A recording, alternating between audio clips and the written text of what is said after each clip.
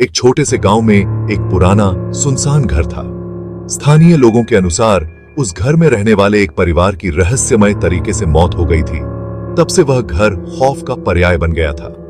कई दशकों से वह घर वैसे ही खड़ा था, जमीन की पकड़ में धीरे धीरे फंसता जा रहा था। एक दिन शहर से आया एक युवा लेखक रोहन जिज्ञासा से भरकर उस घर की ओर बढ़ा। उसे इस घर के बारे में कई डरावनी कहानियां सुनाई गई थीं, लेकिन वह डरने वाला नहीं था। उसे लगा यह उसके अगले उपन्यास के लिए एक आदर्श सेटिंग हो सकती है। घर के अंदर कदम रखते ही एक अजीब सी ठंडक ने उसे घेर लिया। धूल की एक मोटी परत हर चीज पर जमी हुई थी। खिड़कियों से धूल भरी हवा अंदर आ रही थी, जिससे घर में एक भयानक माहौल बन गया था। रात ढलने लगी, घर के चारों ओर सन्नाटा छा गया।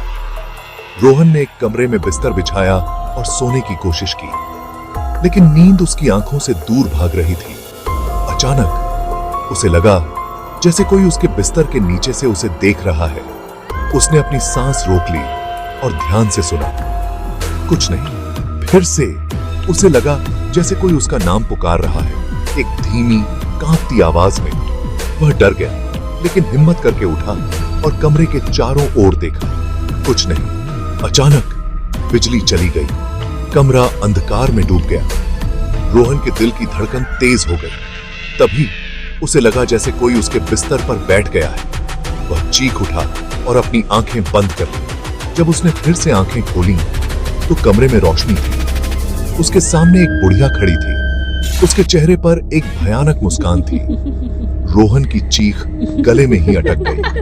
वह बुढ़िया धीरे धीरे उसके पास आ रही थी। रोहन के होश उड़ गए। वह भागने लगा, लेकिन दरवाजा बंद था। वह खिड़की की ओर दौड़ा, लेकिन वह भी बंद थी। वह बुढ़िया अब उसके बहुत करीब थी। अचानक एक तेज रोशनी हुई और बुढ़िया गायब हो गई। रोहन ने राहत की सांस ली। जब उसने देखा तो उसके हाथ में वह कागज का टुकड़ा था। उस पर लिखा था, यहां मत रहो। घर से निकलने के बाद रोहन ने पीछे मुड़कर एक आखिरी बार उस भयानक घर को देखा। उसका मन डर से कांप रहा था। वह जानता था कि वह उस घर के रहस्य को कभी नहीं सुलझा पाएगा। कुछ दिनों बाद रोहन ने उस रात की घटना को एक कहानी के रूप में लिखना शुरू किया।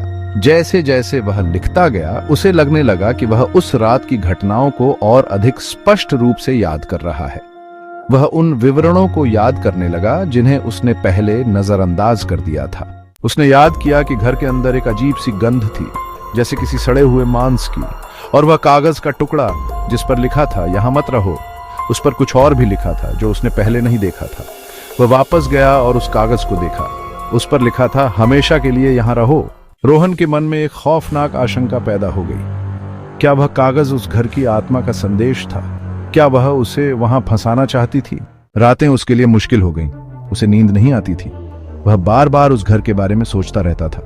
उसे लगता था कि वह घर उसे बुला रहा है वापस आने के लिए। एक रात वह नींद से जागा।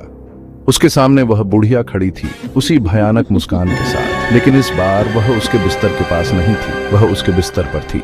रोहन चीख उठा और उठ बैठा। उसके सामने कुछ नहीं था, सिर्फ एक खाली कमरा।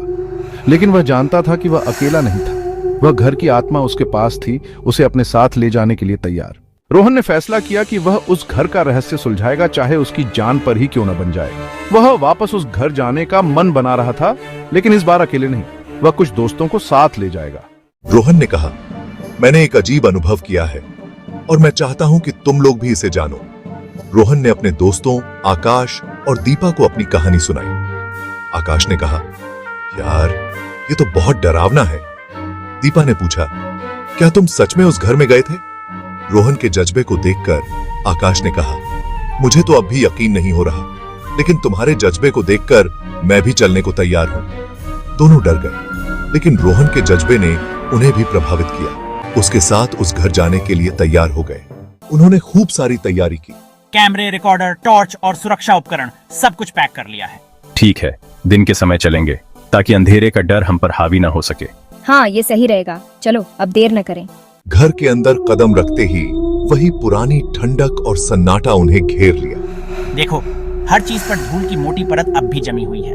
मुझे तो यहाँ का माहौल और भी भयानक लग रहा है। हाँ सच में, हमें बहुत सावधानी से आगे बढ़ना होगा।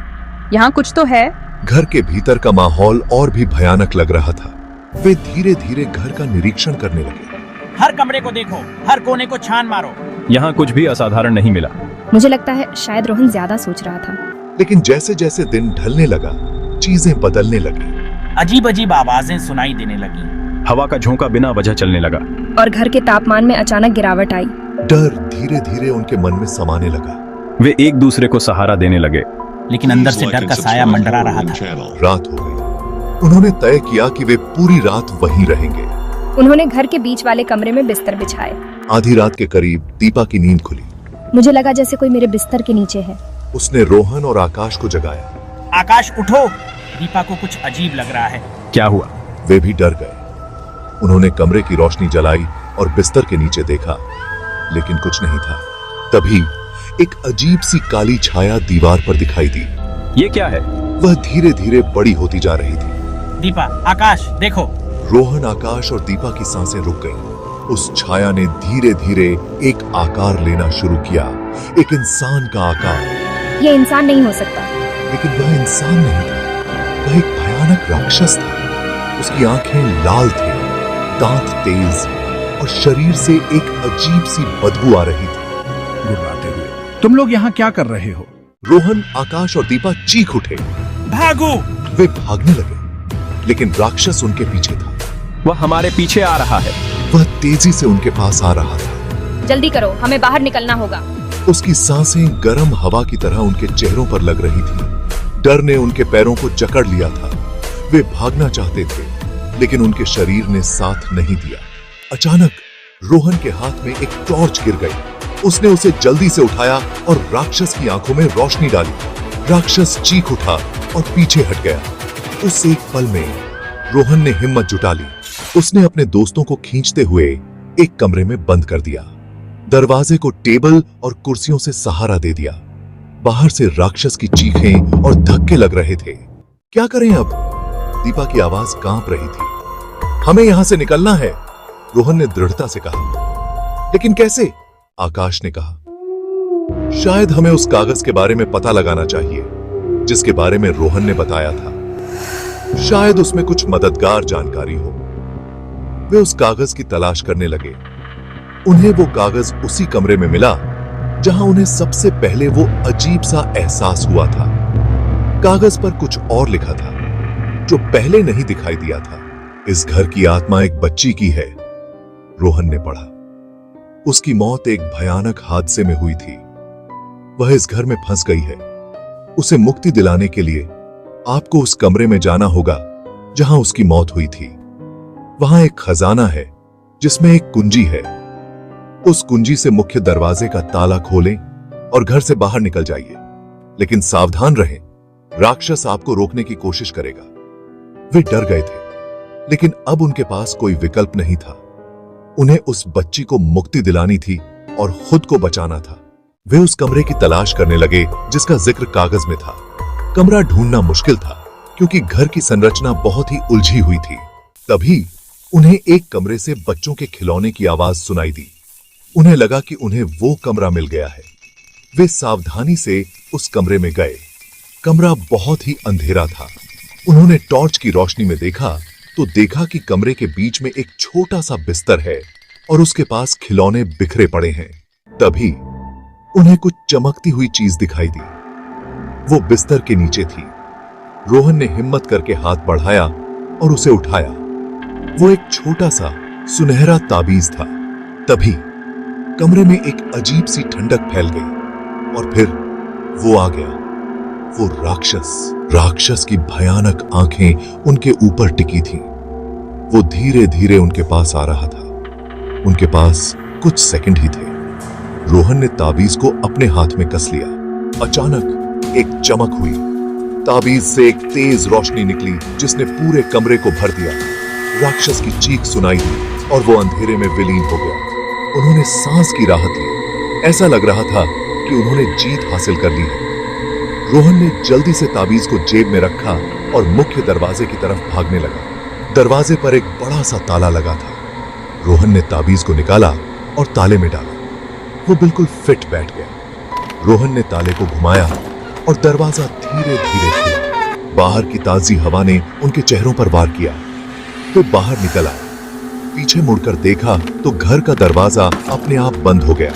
उन्होंने एक लंबी सांस ली। वे बच गए थे, लेकिन उनके मन में एक सवाल था, क्या वो बच्ची की आत्मा को मुक्ति मिल पाई थी? उन्होंने घर की तरफ देखा। घर अब और भी डरावना लग रहा था। अंदर से कोई आवाज नहीं आ रही थी। तभी उन्हें आसमान में एक चमक दिखाई दी। वो एक तारा था जो बहुत तेजी से गिर रहा था। वो सीधे उस घर की तरफ जा रहा था। तारा घर पर आकर गिरा और एक तेज रोशनी हुई। फिर सब कुछ शांत हो गया। उन्होंने एक दूसरे को देखा। उनके चेहरों पर मुस्कान थी।